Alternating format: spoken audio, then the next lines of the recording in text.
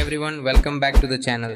If you're someone who's tired of the 9 to 5 grind and looking for a way to make passive income online, you're in the right place. Today, I'm going to share how I created a passive income stream using dropshipping step by step. No fluff, no fake screenshots, just the real strategy that worked for me and can work for you too. So grab a notepad and let's get started. 1. What is dropshipping? Before I dive into my personal journey, it's important to first understand what dropshipping actually is because a lot of people still get confused by the term. Dropshipping is a modern e commerce business model that allows you to sell products online without physically stocking inventory. That's right, you don't need to buy products in bulk, rent a warehouse, or worry about packaging and shipping. Instead, when a customer places an order on your online store, the order is automatically sent to a third party supplier who then ships the product directly to the customer's doorstep. So, what does that mean for you?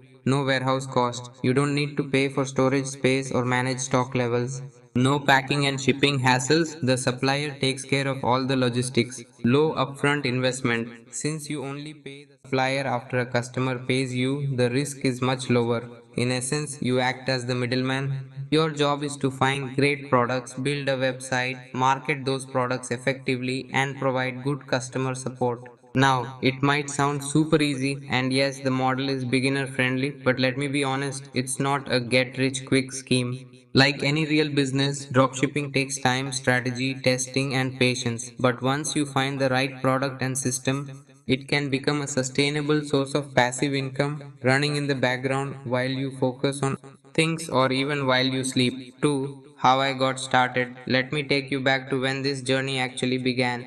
At the time, I was juggling a demanding full time job. My schedule was packed and my bank balance not impressive. I didn't have thousands of dollars to invest in a business, but I did have two powerful tools curiosity and an internet connection. Like most people starting out, I turned to YouTube and blogs. I spent nights and weekends diving deep into dropshipping videos, reading case studies, and absorbing as much information as I could. The more I learned, the more I realized something important. I didn't need to create a revolutionary product. All I had to do was identify what people were already buying and offer it in a better, more appealing way. So here's exactly what I did. 1. I picked a niche I personally understood fitness. I've always been into working out, so selling fitness accessories made sense. 2. I created an account on Shopify.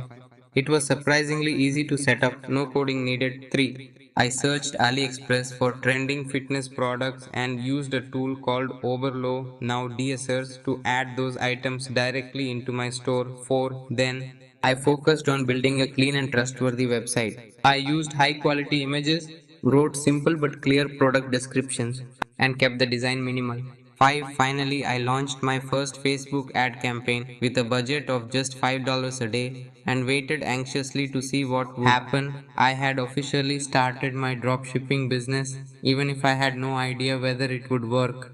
3. My first failures. Let's be real, success never comes overnight. Spoiler alert, my first few dropshipping campaigns they were complete failures. I was excited, hopeful, and ready to make sales, but reality hit hard. I spent over $200 on Facebook ads, and in return, I made just $37 in sales. That's right, not even enough to cover the ad spend, let alone make a profit. It felt discouraging, almost like all my effort had gone to waste. But here's the thing I didn't give up. Instead of quitting, I asked myself the tough questions.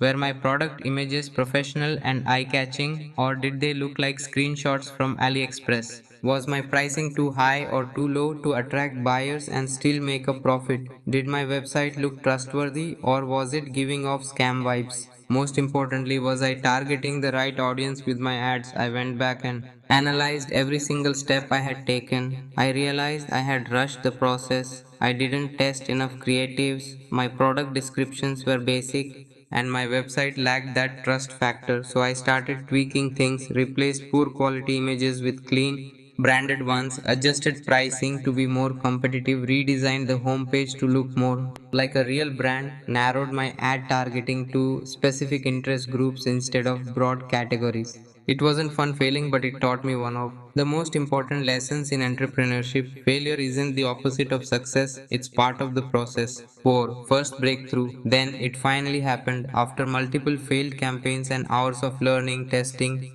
and tweaking, I had my first breakthrough.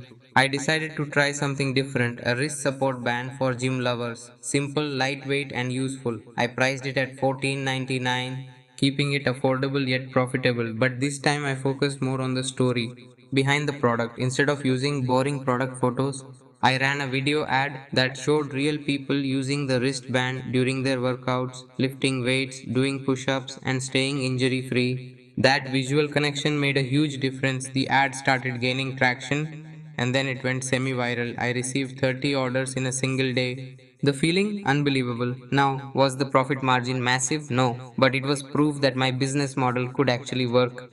That small win gave me the motivation I needed to scale up strategically. Here's how I scaled. I reinvested the profits right back into ads instead of cashing out early. I added upsells and product bundles like gym gloves and resistance bands to increase average order value. I switched to a faster supplier to reduce shipping times and improve customer satisfaction slowly but surely.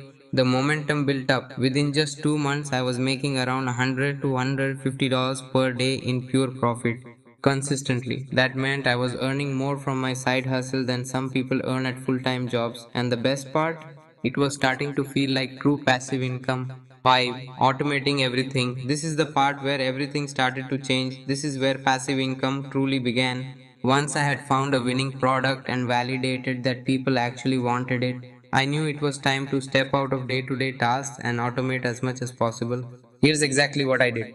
1. Customer service. I hired a virtual assistant from the Philippines on Upwork for just 4 hours. She handled customer emails, refunds, and tracking inquiries. This alone saved me hours every week. 2. Order fulfillment. I used DSers which automatically sync new orders from my Shopify store to the supplier on AliExpress. No more manual copy pasting or tracking. 3. Marketing automation. I set up retargeting ads on Facebook and Instagram, which brought back people who visited the site but didn't buy. I also built email flows through Klaviyo, welcome emails, abandoned cart reminders, and post purchase follow ups, all set to run on autopilot. 4. Analytics and profit tracking. I installed tools like BProfit so I could track revenue, expenses, and net profit without logging in every hour or building complicated spreadsheets. With all these systems in place, my involvement dropped to just 1 to 2 hours a day, mainly checking reports, testing creatives, or reviewing customer feedback. The result? I was making $3,000 to $4,000 per month in profit consistently, with the business running mostly in the background. That's when it hit me. I had finally built a real passive income stream. 6. Mistakes I made. Let's be honest, it wasn't all smooth sailing. Behind every success story, there are plenty of mistakes, and I made my fair share, but instead of letting them stop me, I used each one as a learning opportunity. If you're just starting out, here are a few common mistakes I made that you should absolutely avoid. 1. Chasing trends blindly. I wasted time and money jumping on hype products like fidget spinners without thinking long term. Sure, they were hot for a moment, but by the time I got in, the market was already saturated. Lesson: trends fade. Focus on solving real problems or finding evergreen products. 2. Poor customer service. In the beginning, I didn't take customer service seriously. I was slow to respond, and once a negative review completely tanked my Facebook ad performance. Lesson: one bad experience can ruin your reputation. Support builds trust, don't ignore it. 3. Ignoring branding. At first, my store looked like every other generic dropshipping site. No logo, no brand story, nothing memorable. Lesson: people buy from brands, not just stores. Invest in your visual identity and message early on. 4. Relying only on Facebook ads, I put all my eggs in one basket, and when Facebook ads got expensive, my sales dropped. Lesson: diversify your marketing. I later explored Pinterest, TikTok, and Google Shopping, and they opened up new traffic channels. Each of these mistakes taught me valuable lessons. They forced me to think long term, optimize properly, and treat my business like a real brand, not just a quick cash grab. 7. Scaling the business. Once I had one winning product and a system that worked, I realized something powerful. Why stop at just one store? That's when I moved into scaling mode and things really took off. Here's exactly how I did it. 1. Launched a second store, home decor niche. I picked a niche I was personally interested in, home decor, using the same strategies, product research, clean branding, and strong ad creatives. I launched another store that started getting traction quickly. 2. Switched to US based suppliers. To reduce delivery times and improve customer satisfaction, I started working with US based suppliers. Shipping went from 15-20 days down to just 3 to 5 days, and that significantly lowered complaints and refund requests. 3. Added custom packaging and branded inserts to make my store stand out.